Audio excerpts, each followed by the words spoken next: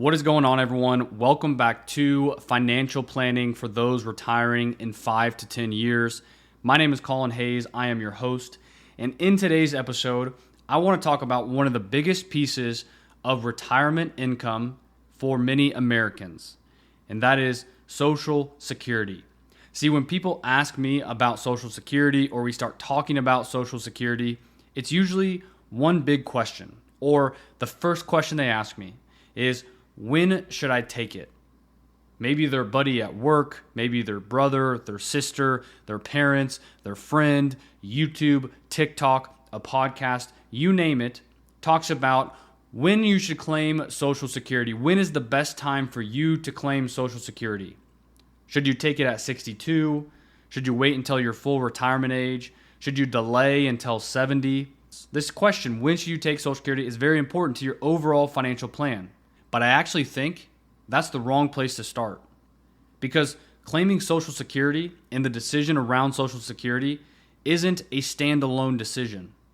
It is one piece of your overall financial plan.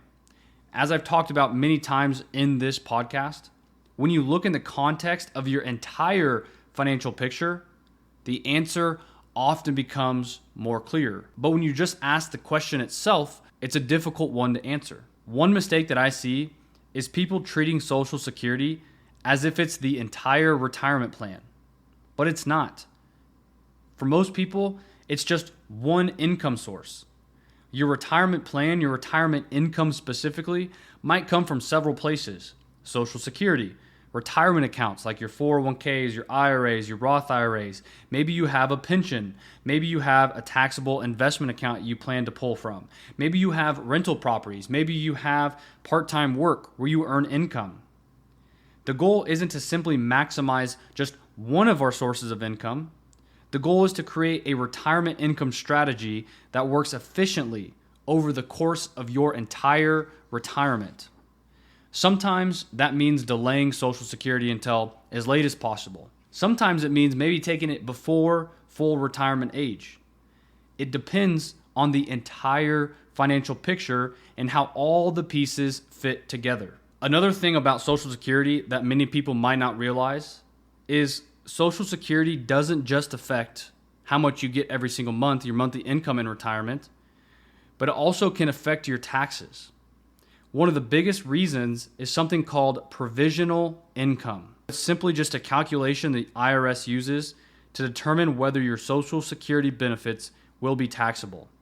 It includes your adjusted gross income, tax-exempt interest like interest from municipal bonds, and half of your Social Security benefits. They add that all up, and based on that amount, there's different tiers, up to 85% of your Social Security benefits may be taxable.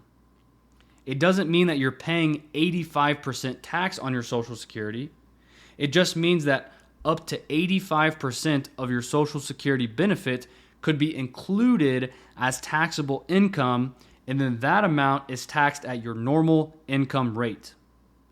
That is important because the decisions that you make throughout retirement can change how much your Social Security is taxed, how much you withdraw from your traditional IRA, if you do Roth conversions, if you have part-time work where you generate income, if you have a taxable brokerage account that spits off interest and dividends, even when you choose to start Social Security. All of these things work together. For example, imagine two retirees who receive the exact same Social Security benefit. One has almost all of their savings in a traditional IRA, and the other has a healthy mix of a traditional IRA, a Roth IRA, and a taxable brokerage account. Even though they're receiving the exact same Social Security check every single month, they may pay very different amounts in taxes because their retirement income is getting taxed at different places. That is why tax planning, a little plug for tax planning here, becomes such an important part of retirement planning.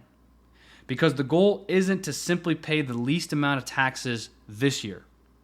The goal is to pay the least amount of taxes legally over your entire lifetime. Not just talking about 2026 or 2027 or 2028. I'm talking about throughout your entire lifetime.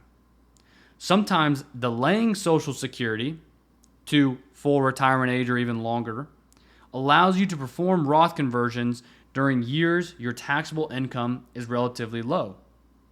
And these conversions may reduce your future required minimum distributions and create more tax flexibility in retirement. Again, there is not one right strategy for everyone. What works for you might not work for the next person because they want to do Roth conversions, or Roth conversion makes sense, or they want to have more Roth money to provide for their inheritance for their children. Not one size fits all. It's all about understanding how all of your pieces fit together for your retirement. Another factor is life expectancy.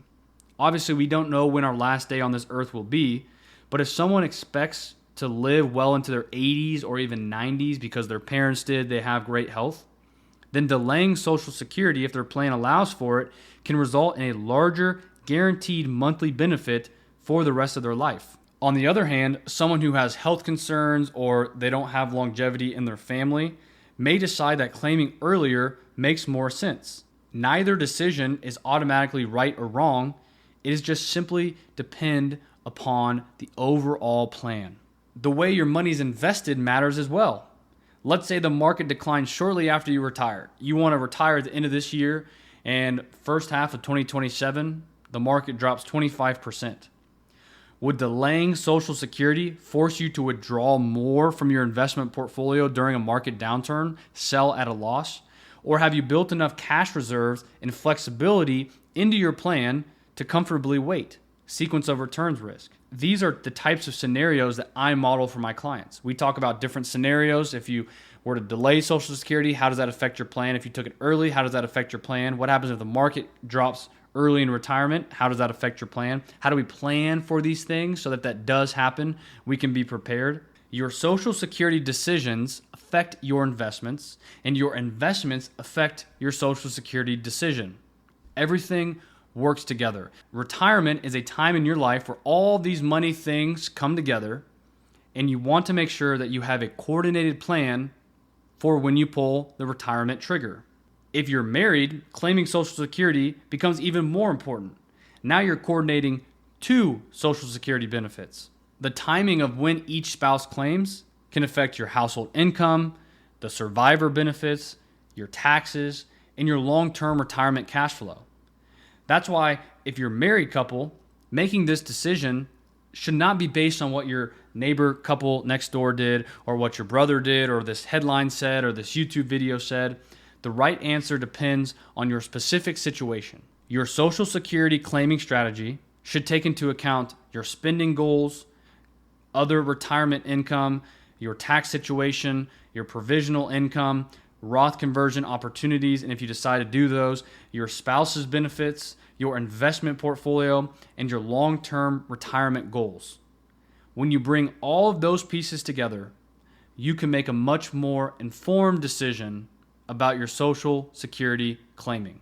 If there's one thing I can leave you with today on this episode, is that Social Security isn't just about choosing an age to claim your benefits. It's about understanding how those benefits fit into your overall retirement plan.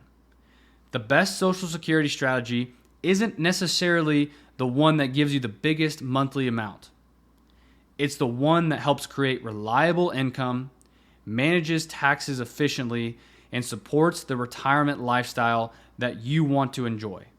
That's why every Social Security conversation should be part of a comprehensive financial plan, not a standalone decision that you answer in 5 minutes. Thank you so much for listening to this episode, and if you found this episode helpful, please be sure to hit that subscribe button, and I'll see you next time. The opinions voiced in this podcast are for general information only and are not intended to provide specific advice or recommendations for any individual. To determine which strategies or investments may be suitable for you, consult the appropriate qualified professional prior to making a decision.